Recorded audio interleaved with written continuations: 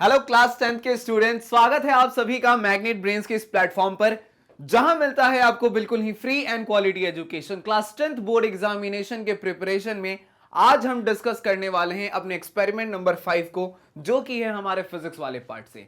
तो मैं शुभम श्रीवास्तव स्वागत करता हूं आप सभी का class 10th physics most important viva questions की सीरीज में, जहां आज हमारी गाड़ी आ पहुंची है एक्सपेरिमेंट नंबर 5 पर। हम इस एक्सपेरिमेंट से जुड़े हर एक इंपॉर्टेंट वाइवा क्वेश्चंस को डिस्कस करेंगे, मतलब टॉप 5 क्वेश्चंस जो आपसे पूछे जा सकते हैं उसका डिस्कशन होने वाला है आज के इस लेक्चर में। तो बिल्कुल ही दिमाग को शांत करके बैठना है और एंजॉय करना है कि कौन कौन से क्वेश्चंस हमसे पूछे जा सकते हैं, क्योंकि प्रैक्टिकल उतना इंपॉर्टेंट है। क्योंकि अगर प्रैक्टिकल में फुल लाना है तो वाइवा में आपको आंसर करना पड़ेगा, और वाइवा में आंसर करेंगे तो हमारा प्रैक्टिकल में मार्क्स मिलेगा, और जब प्रैक्टिकल में अच्छे मार्क्स मिलेंगे तभी हमारा फाइनल ग्रेड जो है वो अच्छा होने वाला है। तो देखते हैं कि भाई हमारे इस एक्सपेरिमेंट का एम क्या है। तो एम हमारा जो है इस एक्सपेरिमेंट का वो है कि tracing the path of the rays of a light through a glass prism. अब कहने का मतलब इसका ये है कि एक ग्लास प्रिज्म यहां पे रखा है और इसके थ्रू जब एक लाइट को पास करवाया गया तो वो जो लाइट का वो जो पाथ है वो किधर किधर जाने वाला है, इसके बारे में हमें देखना है, जानना है, समझना है। ठीक है, तो ये जो एक्सपेरिमेंट है हम ये मान के चलते हैं कि आपने इसको अपने स्कूल में परफॉर्म किया होगा, आपने अपने स्कूल के लैबोरेटरीज में इसको परफॉर्म किया होगा। जो भी आपके रिजल्ट्स आए होंगे आपने उसको लिखा है, आपने नोटबुक तैयार किया है जिसमें aim, materials required, theory, procedures, observations, result सब कुछ आपने वहां पर लिखा है। और आज हम डिस्कस करेंगे इसी एम से मोस्ट इंपॉर्टेंट वाइवा क्वेश्चंस। तो दिमाग को बिल्कुल ही तैयार रखना है कि कौन कौन से बेहतरीन सवाल हमसे पूछे जा सकते हैं। तो देखिए हमारा टॉपिक मतलब हमारा एम क्या है। तो tracing the path of the rays of light through a glass prism. तो क्वेश्चन जो है वो समथिंग अराउंड इस प्रिज्म के चारों तरफ घूमने वाला है, कुछ ऐसा ही क्वेश्चन हमें मिलेगा। तो देखते हैं क्या क्या पूछ रहा है हमसे, या फिर हमारे एक्सटर्नल सर हमसे पूछ सकते हैं। पहला ही सवाल हमसे सर ने पूछ लिया कि बताओ ये प्रिज्म क्या है। जब प्रिज्म के थ्रू लाइट को जाना है, ठीक है, प्रिज्म के थ्रू लाइट को जाना है और उस लाइट का जो पाथ है उसके ऊपर हमें देखना है, उसके ऊपर स्टडी है कि भाई किधर से लाइट को जाना है, कैसे क्या होगा। तो फिर ये बताओ कि जरा ये प्रिज्म है क्या। सवाल बहुत बढ़िया सा है, प्रिज्म है क्या। तो प्रिज्म को सर ऐसा है ना कि हमने जब स्कूल के लैबोरेटरीज में जब इसको परफॉर्म किया था तो पहली बार हमें प्रिज्म देखने को मिला सामने से। तो कैसा लगा प्रिज्म। तो सर प्रिज्म जो था उसकी कुछ खासियत थी। पहली तो चीज की वो ग्लास का था, ठीक है। दूसरी चीज चूंकि ग्लास का था ये ट्रांसपेरेंट था। अच्छा, ये ट्रांसपेरेंट था। और क्या था, तो ग्लास सर इसमें देखने को मिला कि इसको किधर से भी देख रहे थे ना, किधर से भी देख रहे थे तो ये ट्रायंगल जैसा दिख रहा था, ये ट्रायंगल जैसा दिख रहा था। लेकिन मैं बोलूं तो सर ये 3D स्ट्रक्चर कुछ था, ये 2D में नहीं था, ये 3D स्ट्रक्चर था पूरा प्रॉपर। चलिए मतलब ठीक है, ऐसा ही कुछ था प्रिज्म। तो एक काम करो, सर ने प्रिज्म पूछ दिया तो इन सबको जोड़ दो और जोड़ करके आंसर बोल दो कि सर ऐसा ऐसा तुम्हें प्रिज्म देखने को मिला। तो सर को हमने बोल दिया कि sir A transparent medium bounded by 3 rectangular surfaces is called prism. तो हमने प्रिज्म के बारे में क्या कह दिया कि सर एक ट्रांसपेरेंट मीडियम है, ग्लास का बना होता है, bounded by the 3 rectangular surfaces. तो हमने उसे जिधर से देखा वो ट्रायंगुलर ही लगा, तो हमने इसे प्रिज्म का नाम दे दिया। ठीक है, तो सर का सवाल कि प्रिज्म क्या है, और हमारा जवाब ये है कि sir A transparent medium bounded by 3 rectangular surfaces is called prism. ठीक है, तो इस तरीके से हमसे बहुत ही छोटा सा क्वेश्चन पूछा गया प्रिज्म, और हमने इसका आंसर कर दिया कि सर ये होता है प्रिज्म। ठीक है, समझ में आ रही है चीजें, बहुत ही आसान है। आप इसको चाहो तो नोट कर सकते हो, स्क्रीनशॉट ले सकते हो। फिर हम चलते हैं अपने दूसरे सवाल की तरफ कि सर ने जब ये पूछा और हमने जब इसका जवाब दे दिया तो सर अगला सवाल हमसे क्या पूछ सकते हैं। अगला सवाल इस प्रिज्म के बाद हमसे क्या पूछा जा सकता है। तो सर हमसे पूछ सकते हैं कि बताओ ये एंगल ऑफ डेविएशन क्या है। तो देखो एंगल ऑफ डेविएशन को समझने के लिए हम आ जाते हैं अपने इस वाले डायग्राम पे, और यहां पे हमें दिख रहा है कि ये हमारा एक ट्रायंगल है, मतलब ये हमारा प्रिज्म है। अब क्या है कि यहां से ये लिखता है इंसिडेंट बीम। कहने का मतलब है कि लाइट जो है, लाइट रे वो इधर से गया और इस वाले पॉइंट पे ये क्या करता है, ये प्रिज्म में टकराता है। अगर हम सिंपल देखें ऐसे तो यहाँ पे रिफ्रैक्शन हो रहा है क्योंकि यहाँ पे मीडियम चेंज हो जा रहा है, ठीक है। तो रिफ्रैक्टिव इंडेक्स चेंज हो गया इस मीडियम 1 का और प्रिज्म के अंदर जो मीडियम 2 है उसका। तो यहाँ पर क्या हुआ कि रिफ्रैक्शन हो गया। तो ऐसे लाइट की एक और खास बात है कि वो स्ट्रेट लाइन में ट्रेवल करता है। तो इसको एक्चुअली इस dot dot dot dot dot dot वाले पाथ से यहां तक इसको ऐसे जाना चाहिए था, लेकिन चूंकि रिफ्रैक्शन यहां पर हो गया तो इसको ये इस रास्ते ना जाकर के यहां से लाइट रे जो है वो बेंड हो जाता है, ठीक है। बेंड हो गया, अब बेंड हो गया और यहां पर फिर इसका मीडियम चेंज हो रहा है, फिर मीडियम चेंज हो रहा है। तो फिर इसके कारण अभी फिलहाल ये ऐसे ऐसे जा सकता था, ये इधर से ये ऐसे ऐसे जा सकता था, ठीक है। लेकिन यहां पर क्या हुआ है, यहां पर इसका जो पाथ है वो दोबारा से चेंज हो गया, ठीक है। ये हो गया, इस वाले रे को हमने इमर्जेंट नाम दे दिया है, इमर्जेंट बीम। ये इंसिडेंट बीम, वो इमर्जेंट बीम। ये जिधर से लाइट जा रहा है और जो उधर से बाहर आ रहा है, ये फाइनल है। ये इसका नॉर्मल की बात की जा रही है, ये इधर हो गया।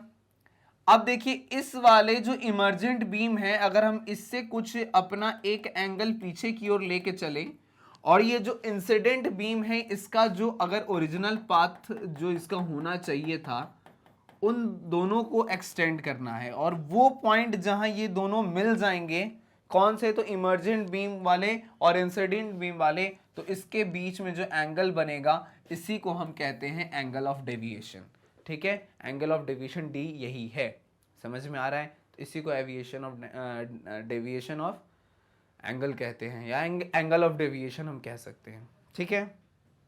तो ये होता है एंगल ऑफ डेविएशन, समझ में आ रहा है।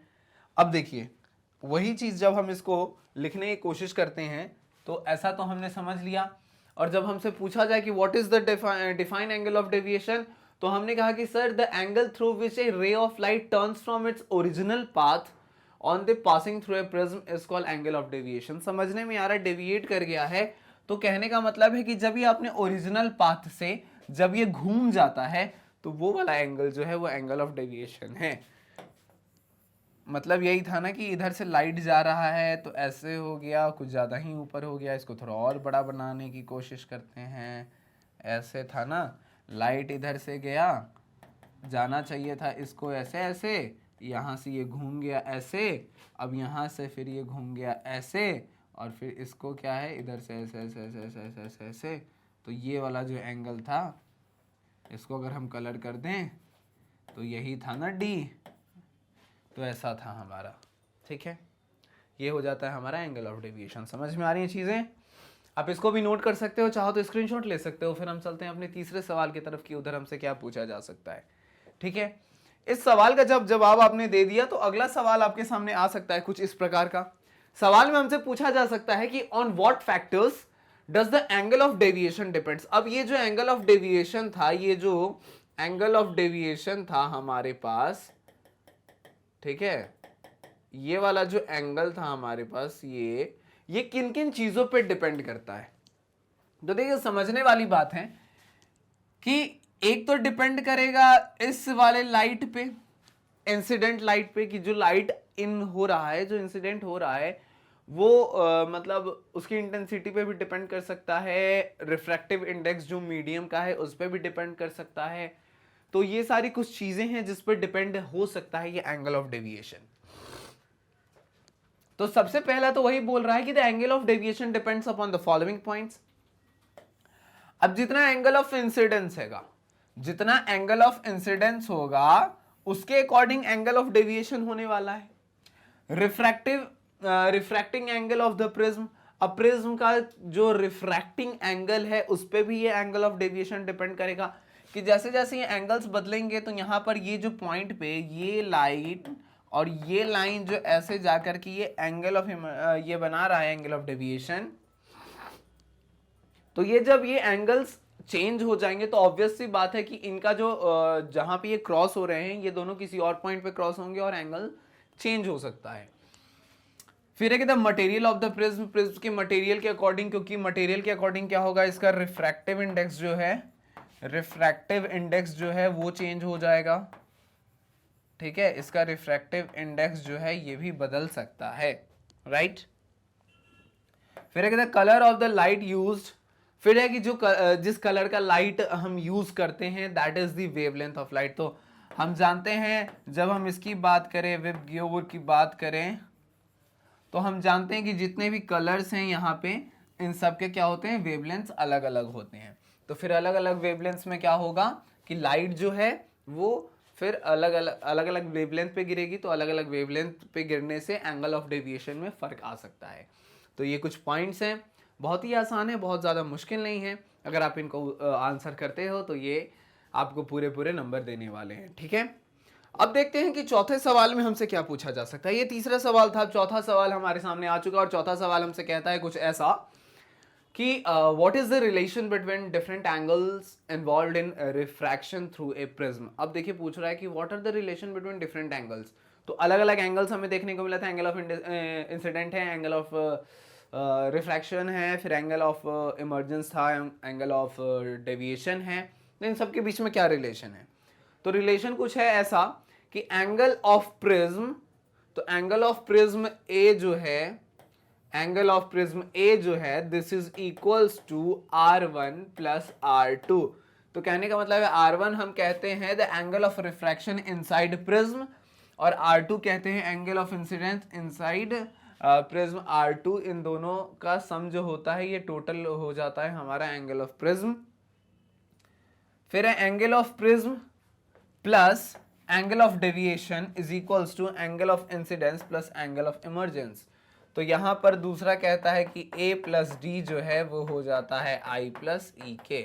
तो ये दूसरा यहां पर हो जाएगा। अगर हम इसको इधर से रिलेट करने की कोशिश करें कि मतलब a प्लस डी अगर हो रहा है हमारा I प्लस ई, तो यहाँ a की वैल्यू डाल दे तो एक और रिलेशन हम लिख सकते हैं कि R1 plus R2 plus D is equals to I plus E. हम ये भी एक लिख सकते हैं रिलेशन, ठीक है। तो यहाँ पर ये दो दे रखा है, तीसरा अगर हमसे बोला जाए लिखने के लिए तो हम क्या लिख सकते हैं, तो हम लिख सकते हैं तीसरा यहाँ पर ये भी लिख सकते हैं ऐसा कि एक दो तीसरा पॉइंट लिख सकते हैं कि angle of refraction inside prism सीधा यहाँ पे लिख देते हैं ना R1 प्लस R2 लिख देते हैं और फिर यहाँ पे हो जाएगा ये वाला केस और प्लस एंगल ऑफ डेविएशन। तो angle of deviation is equals to क्या हो जाएगा, एंगल ऑफ इंसिडेंस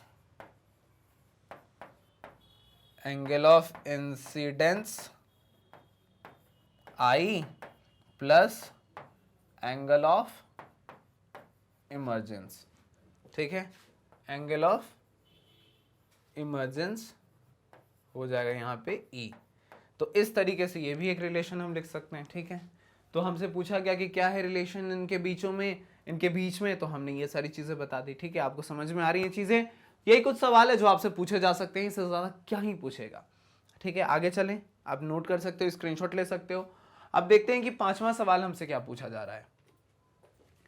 पांचवा सवाल में हमसे कहता है कि डज द एंगल, क्या कह रहा है कि does the angle of minimum deviation depends upon the colour of light used. तो लाइट के कलर से क्या होगा, वेवलेंथ में फर्क पड़ेगा और वेवलेंथ में जैसे ही फर्क पड़ेगा तो बिल्कुल एंगल ऑफ मिनिमम डेविएशन जो है उस पर फर्क पड़ना चाहिए। तो कहता है कि yes it is different for different colours और वेवलेंथ। तो अलग अलग कलर्स के लिए ये चूंकि अलग अलग हो जाता है, अलग अलग वेवलेंथ हो गया, तो अलग वेवलेंथ के कारण यहाँ पर ये जो एंगल है इसमें चेंज आने वाला है। इस तरीके से ये 5 क्वेश्चंस हैं, आप इसको भी नोट कर सकते हो, स्क्रीनशॉट ले सकते हो। तो ये कुछ क्वेश्चंस हैं जिनको पूछा जा सकता है आपसे, ठीक है। तो एक बार हम क्विक रिवीजन करना चाहेंगे कि कौन कौन से क्वेश्चन हैं हमारे पास। प्रिज्म से कहानी शुरू हुई तो हमने जवाब दे दिया कि सर एक transparent medium bounded by 3 rectangular surfaces is called prism. कहानी आगे बढ़ी और हमसे पूछ लिया गया एंगल ऑफ डेविएशन। हमने बोला कि sir the angle through which the ray of light turns from its original path on passing through a prism is called angle of deviation. कहानी थोड़ी और आगे बढ़ती है और हमसे पूछा जाता है on what factor does the angle of deviation depends.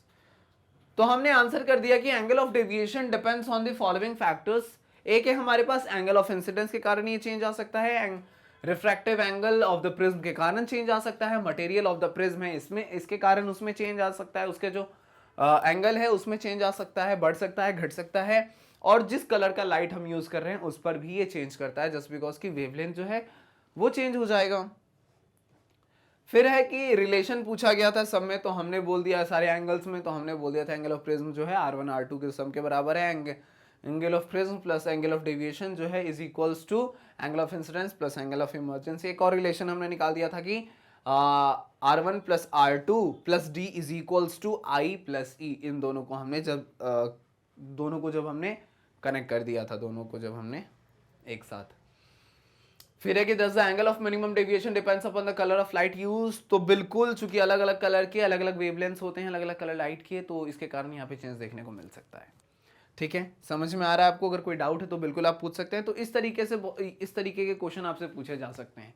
उम्मीद है आपको समझ में आया होगा। अगर नहीं समझ में आया तो एक बार और देख सकते हैं, बहुत ही छोटा सा वीडियो है, लेकिन ये वीडियो आपको आपके बहुत अच्छे ग्रेड्स दिलाने में मदद करने वाला है।